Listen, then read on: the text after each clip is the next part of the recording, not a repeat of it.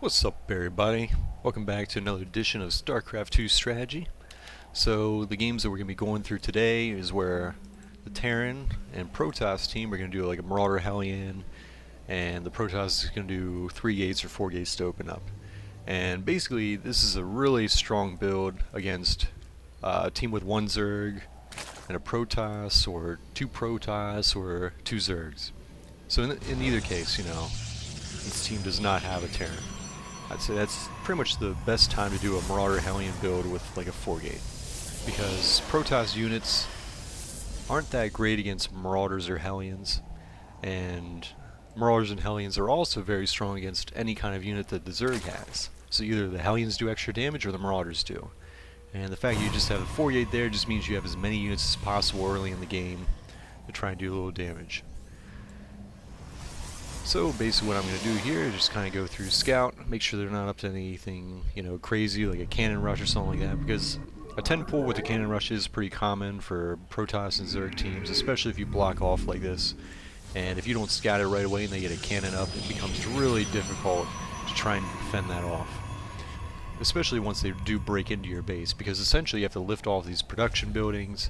And I mean, lucky for us, we could probably just build a bunker back here and just withdraw a little bit. But if they do get a probe in the basin, they can basically walk right, cannons right up to your mineral line. But not really relevant for this game, so we're just going to kind of go through. And my partner opened up a barracks first because we didn't know that he was going to do a 15 hatch here, and it's not actually a bad idea to do a barracks into reactor factory and just get a gas at 14 instead of trying to do a gas first in this case. So he's just once again going to be going for Hellions. In the meantime, I'm going to be trying to get a proxy pylon somewhere on their side of the map. You can see our opponent is going with a 3-gate robo build trying to defend his partner's expansion. And he's putting down double Evo Bay, but he's not going to be able to get any upgrades out in time, so. But he is going to get a whole bunch of Lings and Banelings. Now the Banelings could do some damage, assuming that we kind of just let them walk into us, but until he has speed Banelings, you don't really have to worry about them too much, as long as you're microing and kind of pulling back units when they get close, and then having the Hellions try and, well, your Hellions and Stalkers should be trying to kind of pick them off at a distance. Alright, so it's right about 6:30, and I'd say this push, if you're doing it well, should hit about 6 minutes in, and it's always a good idea to try and put up like a pylon here, just so you can kind of warp in zealots to continue giving yourself vision of the high ground. I mean, it's just a general good idea against when you're doing forward. This right here, you can see the Banelings really not able to do a whole lot of damage, and once the Banelings are gone, I'd say you can see his money's pretty low, but they just simply don't have enough units. And everything they do have is either weak to the Hellions or Marauders, and the fact that I have a pylon just able to warp in units right away here, we can easily just kind of force our way in here and do some damage. In this case, we're actually going to throw them off right here. And if you're going against like mass Zergling like this, ideally Zerglings are best if they fight in the open. So like a Protoss Zerg team should really try and engage you outside of their base. But in this case, he was trying to buy a little bit of time by getting some sentries. If you can, especially in this case, if you take a look at this narrow choke here, this is kind of the area that you would want to fight with Marauder Hellion at, because everything kind of gets narrowed down, Lings get bunched up, that means the Hellions are hitting multiple units at a time, and also you're going to be able to essentially keep them from getting a surround, which is going to greatly benefit your team.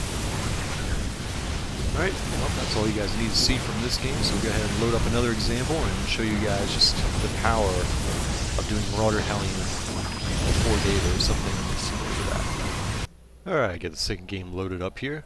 So once again, it is Protoss Terran team. He's going to be doing Marauder Hellion, and I'm going to do either 3 or 4 gates, kind of depending what I see. So we're going to go ahead and take a look. Got Depravity, pretty well-known player on the North American server, and card. So just going to once again place my pylon on 9, although I sent it out a little bit late. And it's always a good idea whenever you're getting to a Zerg team to just block off as early as possible. Because, for instance, if they don't scout right away, or if this protoss player comes all the way across the map and scouts this side first, you're going to be able to block this off before they ever get to your side of the map, and you're going to be able to deny them scouting, which is going to be greatly beneficial to you, because they don't know if you're going for Banshee tech or something like that, which means you're almost going to force him to get observers or get a robo, especially if you can deny scouting. But in this case, I'd say I went and checked his pool. That was a 10 pool. He's got some lings coming out right now, and he's going to end up going for 4-gate, not surprising.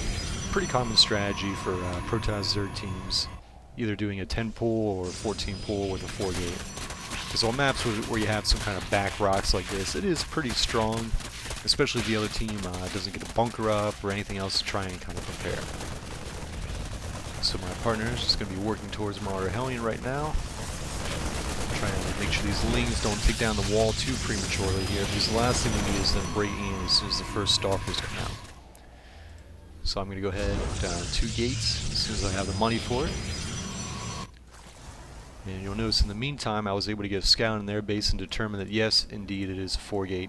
So as a result, I'm going to put down my own gateways, get my chrono, keep chronoing my warp gate, try and get that done as quickly as possible. And eventually I am going to add in a second gas and go for a robo, just in case if he switches into DTs, you know, in case their push fails. Because I have definitely lost to that before, where one team goes delayed DTs. And also another thing you want to check for, I wasn't very proactive with scouting my own base, so apparently they got a probe in our base, and we didn't even notice it came in, or at least we forgot about it once it did get in the base. Because this could have been, you know, game-changing right here. If they had managed to get a couple of zealots in here, then I have to go defend my base. In the meantime, they break down the rocks and just rush in and overwhelm my partner. But in this case, we kind of lucked out a little bit. And with a good force field, I'm able to block in one of the stalkers, and then kill off both of them and start working on that pile. In the meantime, my partner's just going to try and take out some of these lings, all these ranged units. Just kind of whittle down their numbers just little by little here. And my macro is definitely off a little bit, as you can see right here. But even with kind of poor macro in this case, I'd say we're still able to hold this off pretty easily. I'd say the thing with lings is they can't really engage, like in a head-on fight against Hellions, they do alright because the lings kind of have to constantly run. But when you try and go for a surround, half the time they end up hitting Marauders or something, and you know, Marauders and Stalkers have a ton of hit points. It takes a while for lings to try and kill them off. So in the meantime, you can actually kill off these lings pretty quickly without taking much damage on your Hellions. And once the lings are out of the way, then you know it's basically a 2-on-1 where the protoss player has a bunch of stalkers.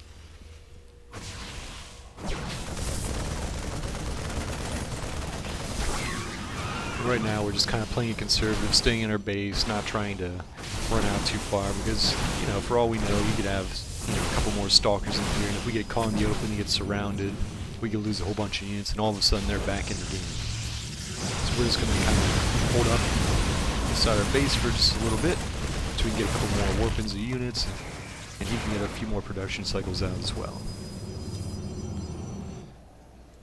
And since we held out, they're all in, and especially since the fact that the Zerg went a 10 pool, that tells us right then and there that he's going to be behind economically, and we're free to expand, and also, you know, we can push out while we expand to kind of ensure that even if our push ends up failing, or we just don't kill one of them off, that it's still, you know, we end up a base up, maybe even 2 bases up. Alright, so in the meantime, I've got my robo up, so I'm going to basically chrono boost out an immortal. Since he's going heavy on stalkers, it's not a bad idea to get a couple immortals in here. But also, I got it for the observer more than anything else. So in a sec here, we're going to end up going out once that first immortal gets out. And as you can see, we got a nice little wall here. So this is one thing that we also try and do in a lot of our games, is if we have a backdoor rocks or something like this, we also try and wall that off to ensure that there's no ling run-bys if they do kill the destructible rocks, so we don't have to sit there and, you know, constantly have an army back at our base or be worried about counterattacks. I think against the Zerg team, it really is a good idea. Because, I mean, you're building the buildings anyway, so what's the point of cluttering up your base when you can just make a wall against a Zerg team?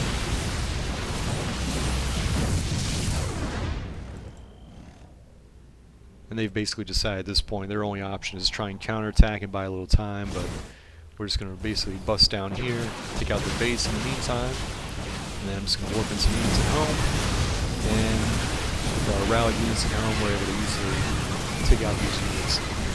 It's game over at this point.